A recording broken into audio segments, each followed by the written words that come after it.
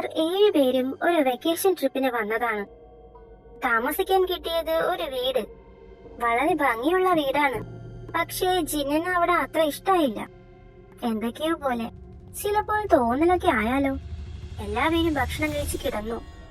രാവിലെ ജിൻ ജങ്കുക്കിനോട് പറഞ്ഞു, ഇവിടം ശരിയല്ല, എന്തൊക്കെയോ ഉണ്ട്. ജങ്കുക്ക് ജിന്നിനെ ഒന്ന് നോക്കി. ഇന്നലെ ഞാൻ ഉറങ്ങിയിട്ടില്ല, ഭ്രാന്ത് പിടിക്കുന്ന അവസ്ഥ. ജിൻ സങ്കടത്തോടെ പറഞ്ഞു, നമ്മൾ ആദ്യമായിട്ടല്ലേ ഇവിടെ, അതുകൊണ്ടൊക്കെ തോന്നുന്നതാകാം.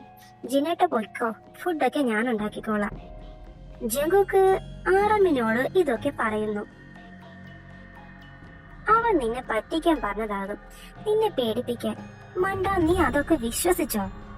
ജങ്കുക്ക് ചിരിച്ചുകൊണ്ട് പറഞ്ഞു, അതെ, ശരിയായിരിക്കും. ജങ്കുക്കും ജിമിനും പുറത്തേക്ക് പോയി. ആരോ ജങ്കുക്കിന് ആ വീടിനെ പറ്റി മെസ്സേജ് അയച്ചു. 2 പേരും ഞെട്ടി. അവർ തൽക്കാലം ബാക്കിയുള്ളവരെ ഇതൊന്നും അറിയിക്കേണ്ടെന്ന് വെച്ചു. ഹോപ്പേട്ടൻ അറിഞ്ഞാലുള്ള അവസ്ഥ ചിന്തിക്കാൻ പോലും വയ്യ. ജിമിന് ഉറങ്ങുമായിരുന്നു. പെട്ടെന്ന് ചാടി എഴുന്നേറ്റു. ആരുടെയോ കാല്. ആരാ നടന്നു വരുന്നു? അവന്മാരാരെങ്കിലും ആയിരിക്കും. ഹോപ്പേട്ടൻ ആലോചനയിലാണ്.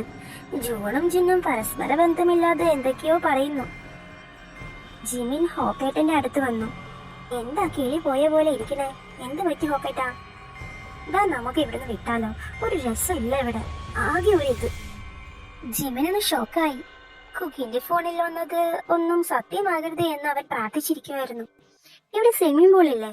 വാ, നമുക്ക് അങ്ങോട്ട് പോകാം. ഞാൻ ഫോൺ ഒന്ന് ചാർജിന് വെച്ചിട്ട് വരാം. ഓക്കെ, വേഗം വരണേടാ, ഹോപ്പേട്ടനും പറഞ്ഞു. അവിടെ ഒരു പൂച്ചയുണ്ട്. അതിനെ അവര് വലിയ ഇഷ്ടമായി. അതിനെ കൊഞ്ചിച്ചങ്ങ് ഉറങ്ങിപ്പോയതാണ് ആശാൻ. ജിന്നും ജൂണും അടുക്കളയിലാണ്. ജൂണേട്ടൻ ജിന്നിനെ ആശ്വസിപ്പിക്കുകയാണ്. നമ്മൾ ആദ്യമായിട്ട് വരുന്ന സ്ഥലമല്ലേ, അങ്ങനെ കാര്യങ്ങളൊക്കെ പറയുന്നു.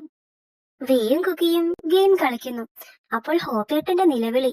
എല്ലാവരും പൂളിലെത്തി. എന്തു പറ്റി? ജിമിനെ കാണുന്നില്ലടാ, ഇവിടെ എന്റെ കൂടെ ഉണ്ടായിരുന്നു. ഹോപ്പേട്ടന്റെ കരച്ചിലും പേടിയും കണ്ട് എല്ലാവരും ഒന്ന് ഞെട്ടി. അവിടെ വെള്ളത്തിലായിരുന്നു ഞങ്ങൾ. ഞാൻ വെള്ളത്തിൽ മുങ്ങിയതും അവനെ കാണുന്നില്ല. പെട്ടെന്ന് ബിയും ജങ്കുക്കും കൂടി പൂളിലെത്തി ചാടി. മുങ്ങി നോക്കി, ജിമിൻ അവിടെ ഇല്ല.